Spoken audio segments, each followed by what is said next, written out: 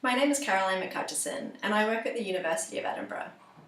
Worldwide, stroke is the second commonest cause of death and a very common cause of disability.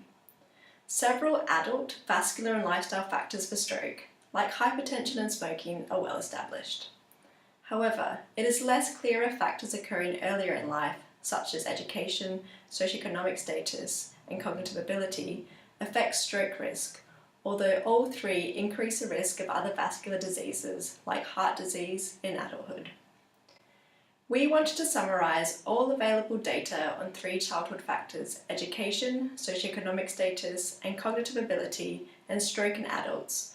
So we did a comprehensive systematic review and meta-analysis. We sought papers which assess stroke in adults in relation to childhood cognitive ability, measured directly or using a valid adult test, such as the National Adult Reading Test, childhood socioeconomic status, indicated by parents' occupation or education, and education, with low education defined as 8 to 10 years or less. Where possible, we used results adjusted for adult risk factors. We found 90 papers, including more than 16,000 people with stroke and over 5 million controls. The associations between childhood factors and stroke were quite powerful. Having less than 8 to 10 years of education increased the risk of stroke relatively by about a third. Having either lower childhood socioeconomic status or cognitive ability each increased the risk of stroke relatively by about 20 to 30%. Despite being as comprehensive as possible, there were limitations. Only about a third of these studies adjusted for adult risk factors, and only 2 of the 90 tested more than one childhood factor, so we know little about the relative importance of each factor, or if their effect is additive, despite being closely interrelated.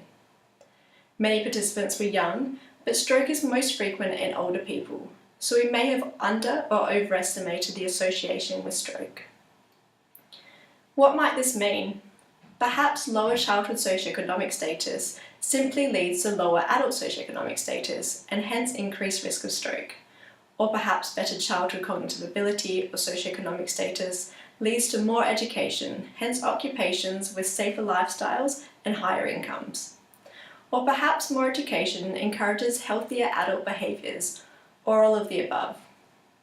Alternatively, cognitive ability may indicate the brain's vascular efficiency and hence resilience to damage. Either way, more information is needed to work this out.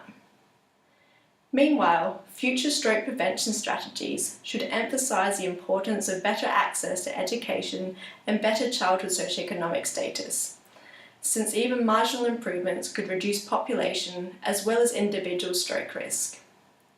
Also, better stroke prevention will help age-related physical and cognitive decline and dementia, and thus contribute more widely to sustaining lifelong health and independence for our increasingly ageing populations.